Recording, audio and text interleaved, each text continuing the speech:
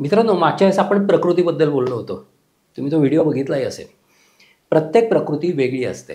आयुर्वेदामध्ये एक छान श्लोक आलेला आहे. पुरुषं पुरुषं वीक्ष. याचा अर्थ ह्या सगळ्या अख्ख्या पृथ्वी तलावर जे कोणी जीवमात्र आहेत, त्यांची प्रकृती वेगवेगळी आहे. कुणाचीच प्रकृती सारखी नाही. परंतु ढोबळमानाने मी मागच्या वेळेस सांगितल्याप्रमाणे साधारण 7 प्रकृतीमध्ये त्याचं विभाजन केलेलं आपल्याला दिसतं. परंतु या 7 प्रकृतींमध्ये प्रत्येक व्यक्ती आपले गुणवैशिष्ट्य घेऊन आलेली असते.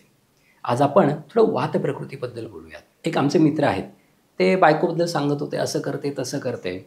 मी त्यांच्या प्रकृतीचं निरीक्षण केलं तर जे मिस्टर होते ते कफपित्त प्रकृतीचे होते आणि बायको होती ती वात प्रकृतीची होती. आता जी वात प्रकृतीची लोक असं मागे सांगितल्याप्रमाणे ती कशी असतात, तर ती लुकडी असतात, लीन अँड थिन असतात आणि ते चंचल असतात. इकडून तिकडे, तिकडून इकडे. रजोगुण त्यांच्या मनामध्ये जास्त असतो.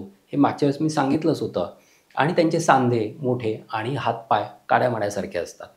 त्यांचं मन चंचल असतं. त्यांना राग लवकर येतो, राग लवकर पण शमतो. त्यांचं मन लवकर शांत होतं किंवा लवकर ते जास्त उत्साहित पण होतात.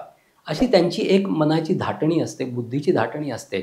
आणि त्याप्रमाणे जर एखादा त्यांच्याप्रमाणे वागला, म्हणजे एखादा त्यांच्याशी चांगला वागला तर ते चांगले वागतात, वाईट वागला तर वाईट वागतात.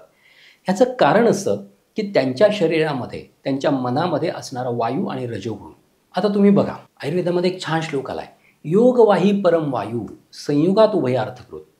याचा अर्थ असा, म्हणजे हा वायू कॅटॅलिस्टसारखा काम करतो. मी तुम्ही बघितलं असेल, हिवाळ्यामध्ये वारं सुटलं तर अतिशय थंड वारं सुटतं. उन्हाळ्यामध्ये वारं सुटलं तर तेच वारं गरम असतं. म्हणजे वाऱ्याचा काही स्वतःचा गुण असा आहे का, तर तो इतर गुणांना घेतो. म्हणूनच मी नेहमी म्हणतो की आपल्या शरीरामध्ये जो वायू आहे तो आपल्या शरीरात आपण काही खाल्लं तर त्या गोष्टी, म्हणजे समजा आपण उष्ण गोष्टी खाल्ल्या तर उष्णतेला वाढवणार आहे, थंड गोष्टी खाल्ल्या तर थंड गोष्टींना वाढवणार आहे. तसंच जर वात प्रकृतीच्या माणसामध्ये त्यांच्या स्वभावामध्ये जो वात असतो, बुद्धीमध्ये वात असतो, मनामध्ये जो वात असतो, त्याला आपण ज्या गोष्टी देऊ त्या गोष्टी वाढत असतात. म्हणजे आपण समजा नवरा बायको आहेत, त्यांचं भांडण होत आहे आणि जर बायको वात प्रकृतीची असेल आणि नवरा कफपित्त प्रकृतीचा असेल, तो कफाचा चांगला शांतपणा जर त्या बायकोला दिला तर ती शांत राहील. कफाचा स्नेह जर बायकोला दिला, कफाचा प्रेमळपणा जर बायकोला दिला तर ती बायको प्रेमाने वागायला लागते. आणि पित्ताचा क्रोध, पित्ताचा राग, पित्ताचा संताप जर बायकोला दाखवला तर ऑब्व्हियसली बायकोच्या मनामधला वात हा त्याला काउंटरॅक्ट करण्याचा प्रयत्न करतो आणि जास्तीत जास्त राग त्या बायकोकडून व्यक्त केला जातो. असं प्रत्येक ठिकाणी आहे. म्हणजे नुसतं नवरा बायकोचंच नाही, 2 मित्र असतील त्यांच्या बाबतीतही असं आहे. म्हणजे तुम्ही जे काही कराल, तुम्ही काय वागाल त्याच्यावर त्यांची रिॲक्शन अवलंबून असते.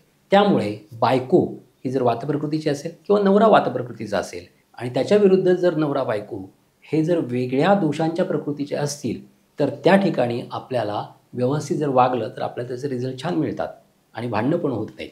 त्यामुळे जरी भांडणं टाळायची असतील आणि तुमचा जोडीदार वात प्रकृतीचा असेल तर त्याच्याशी प्रेमाने वागा, त्याला स्नेह द्या, त्याला कफाचे स्नेह आणि प्रेमाचे गुण द्या, तर तो जोडीदार नक्कीच तुमच्याशी चांगला वागायला लागेल, प्रेमाने वागायला लागेल.